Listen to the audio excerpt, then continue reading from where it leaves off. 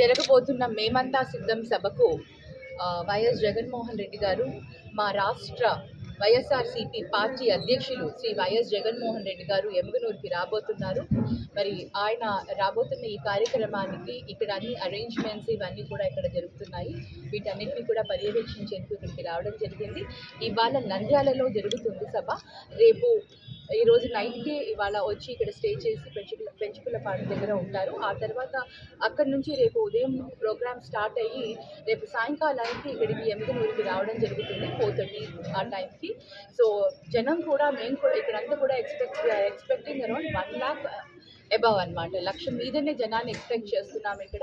దానికి తగ్గట్టుగానే అరేంజ్మెంట్స్ అన్నీ కూడా ఇక్కడ అవుతున్నాయి. ముఖ్యంగా క్యాడర్ని మోటివేట్ చేసే విధంగా, మరి అలాగే పబ్లిక్లో జనంలో కూడా ఈ ఎలక్షన్ క్యాంపెయినింగ్ ఏదైతే ఉందో అవన్నీ కూడా మేము ప్రజలందరికీ కూడా తెలియజేస్తున్నాము. ఇంతవరకు చేసిన సంక్షేమ అభివృద్ధి ఏదైతే ఉందో జగనన్న, ప్రజలందరూ కూడా చాలా హర్షిస్తున్నారు. మరి ఒక్కసారి జగనన్నే సీఎం కావాలి అన్న ఒక ఆశతో ఎదురు చూస్తున్నారు. మరి ఆ సభని విజయవంతం చేసేదానికి ప్రజలందరూ ఇక్కడికి వస్తున్నందుకు చాలా ఆనందంగా ఉంది. నేను ఎమ్మిగనూరు నియోజకవర్గానికి అభ్యర్థిగా ఎమ్మెల్యే అభ్యర్థిగా నేను ఉన్న నియోజకవర్గాన్ని చూస్ చేసుకోవడము నాకు చాలా ఆనందంగా ఉంది. ఎలక్షన్ క్యాంపెయినింగ్లో ఫస్ట్ అంటే ఇది 3వ సభ అవుతుంది మేమంతా సిద్ధం అనే సభ. మరి కర్నూలు జిల్లాలో ఎమ్మిగనూరు ప్రాంతాన్ని సెలెక్ట్ చేసుకోవడం నాకు చాలా ఆనందంగా ఉంది. సో రేపు ఇది చాలా సక్సెస్ అవుతుంది, చాలా గ్రాండ్గా సక్సెస్ అవుతుంది. జగనన్న అందరికీ కూడా, ప్రజలందరికీ కూడా మంచి సందేశాన్ని ఇవ్వబోతారు. అలాగే ఏ విధంగా మేము ముందుకు వెళ్ళాం, ఏ విధంగా మేము ఈ 5 సంవత్సరాల పరిపాలన అందించామో కూడా అన్న చెప్తారు. మీ అందరికీ తెలుసు, ఈ 5 సంవత్సరాల పరిపాలన చాలా అద్భుతంగా ఉంది.